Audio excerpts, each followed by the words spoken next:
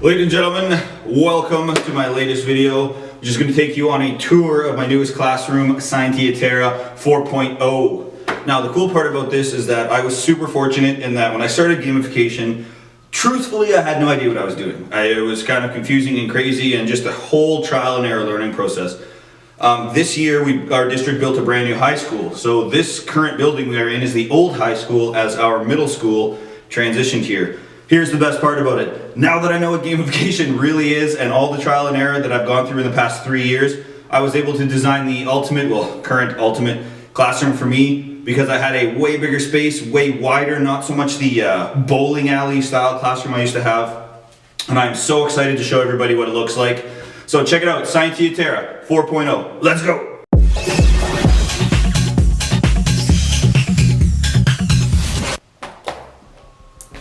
What's up, Master Heaps here. Welcome to my crib.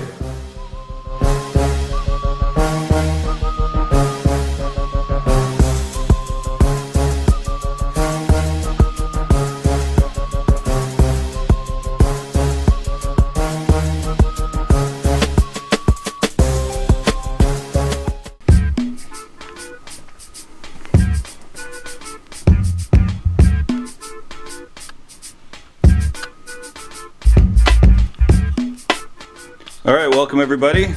ScientiaTerra 4.0. Pretty proud of this space. Took me quite a long time to figure out what I was doing, but I got a ton of awesome stuff that I'd like to share with you guys. Alright, so the first thing here is I got my shops. I was really fearful that I'd be losing my display cases in my classes, but I actually got more display cases, so this year I was able to add a magic shop, so you can kind of see that in the reflection there. And my storekeepers were just hired, so we're going to be getting these suckers set up right away. Above it, because I got a lot of storage space, I got still my Hall of Fame with all my cool kids projects over the years, so I've done just really mind-blowing stuff. I got some awards and my books and stuff at the top here. I use these to show kids that anything is possible. Literally, from 4 years of nothing to 2 books, several awards, some recognition. It really goes to show kids that when you put your mind to it, you can really get through anything.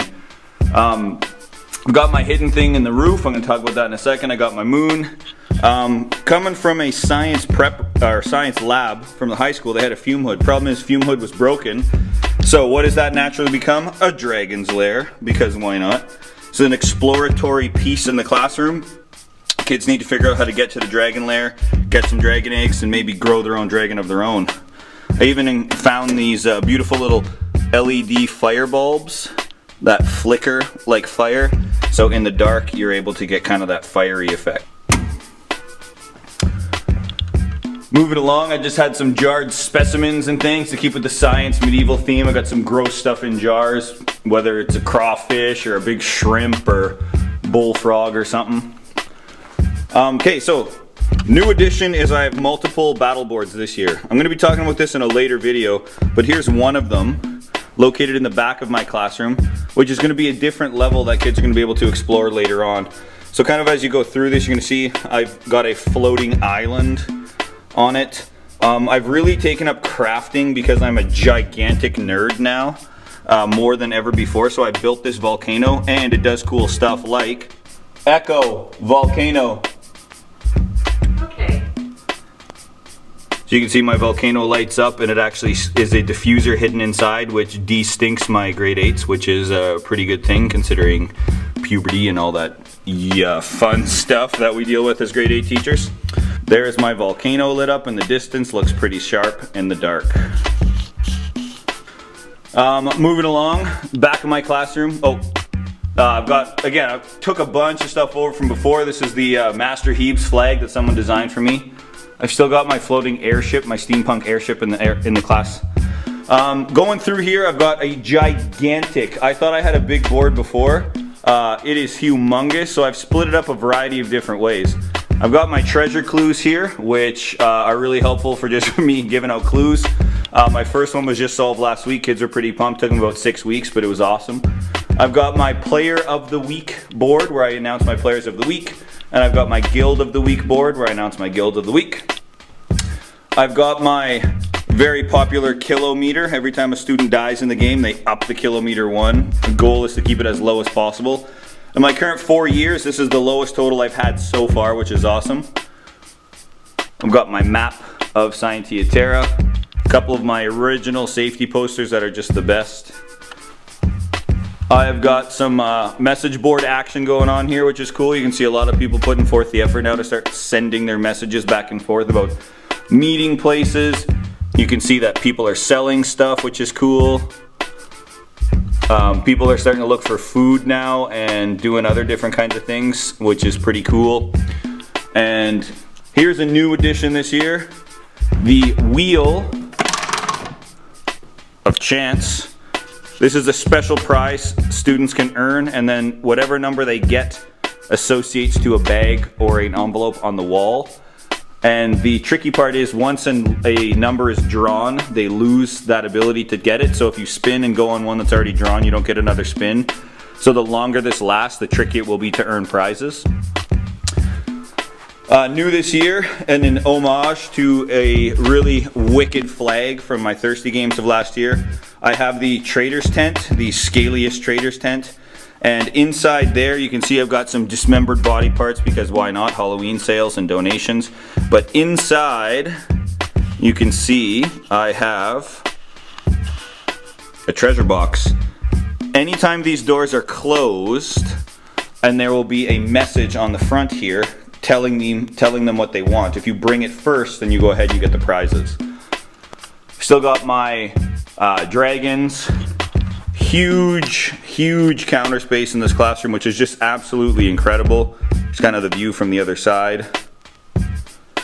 I've still got my dragon mine where my subs hand out the soul stones, and you can kind of dig through the sand here looking for your diamond.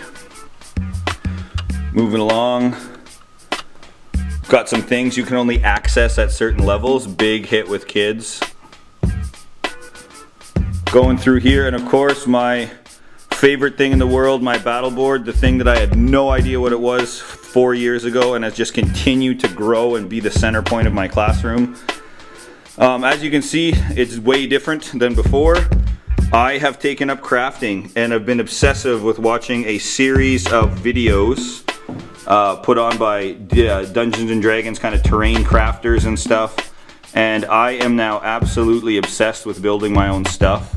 It is just so much fun and such a wicked challenge because I would not consider myself artsy in the slightest. So this was a huge undertaking for me. Very proud of it.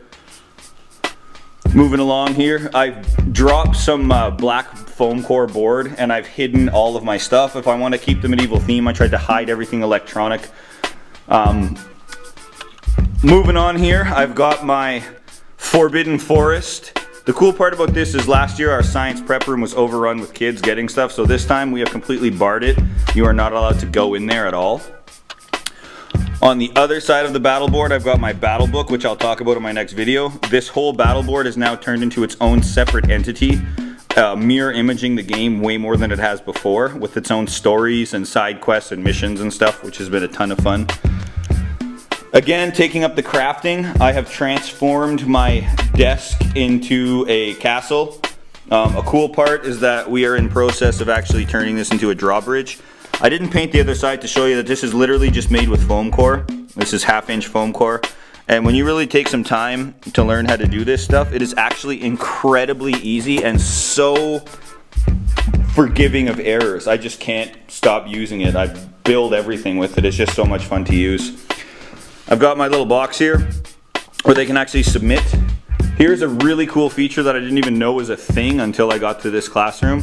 What I have is sliding whiteboards. So I actually will be hiding puzzles behind these whiteboards, and then they will be submitting their answers in that box. Some new stuff is I'm really hanging stuff from the ceiling. This is called the Heart of ScientiaTerra, or the Heart of Terra. It hangs from the ceiling locked. We have to figure out how to get those keys. And if you just look at the room, it is difficult to see, and I don't think you can see it on video, but I do have my moon set up, and you can very faintly see the stars that I have set up. I have about 247, I believe is what the package was, little glow-in-the-dark stickers all over the room. And the incredible part about this is that when I enact night situations, I can go ahead and have just incredible levels of detail. And these are nothing more than a $5 investment from Amazon that light up the whole classroom to look like the night sky. Another cool feature that I've gone with is some automation. So I wanted to bring in weather this year. So check this out. Echo, oh no, there is a storm. Okay. So here's my simulated thunderstorm. This is both an auditory and visual distraction to kids, and it also sets the mood. Turn off the lights, flip on the volcano, and you can turn around and you can really see all of the excitement that it brings, and the kids have to work in the storm. I also walk around with a water gun and squirt the kids with just a little small one to simulate that rain aspect. Kids really get a huge kick out of that, and they have to learn how to protect their work and take care of it. Simple LED strip on the ceiling, flashing, creates the lightning. Too bad it wasn't random, but you know. So I'm gonna take you into the Forbidden Forest. Ooh, whoop, I'm stuck. So the cool part here is that I have my own little office, so I can completely eliminate that stuff from the classroom. And you can see that I have taken over the science prep room completely, and I am literally obsessed with building and crafting. I am just constantly building things for the classroom, for the decor. Currently I'm building a huge set of rocks for just modular terrain, which is really, really helpful in the classroom. And I'm learning how to do brickwork and build dilapidated buildings to fit the theme of the next building in which we are going through. So this is a building under construction. Yeah, so this is my classroom. I'm really excited. I would say this took about 50 or so hours worth of setup and preparation and running around the city, purchasing, collecting donations and everything. However, I'm not going to go through the details of everything yet because that'll be my next video. I want to teach you guys how I design my classroom because it's really important. While sometimes it looks crazy and random, every single thing in my classroom has a purpose, and that's where I really think that some of the things that I do in my gamification are a little bit different than others. This whole entire design fits what's called the Yukai-Chu Octalysis model, which is the 8 core drivers of human motivation. These are the reasons we do stuff. I'm going to touch upon those, and I'm going to show you how each one of those core drivers is present in my classroom to motivate any different type of kid. And I'm going to tell you, that is the huge game changer in the way that I do gamification and the way that many people have been finding success, is that we focus on why we are motivated, and you can hit every different type of learner and why we are motivated. And that is the design behind ScientiaTerra 4.0. So I hope you liked the little sneak peek of the classroom, and I'll be back in just a week to show you why and how everything was designed and why it has its own purpose to meet that model, to motivate those kids, to give them the best educational experience they can possibly have. Until next time,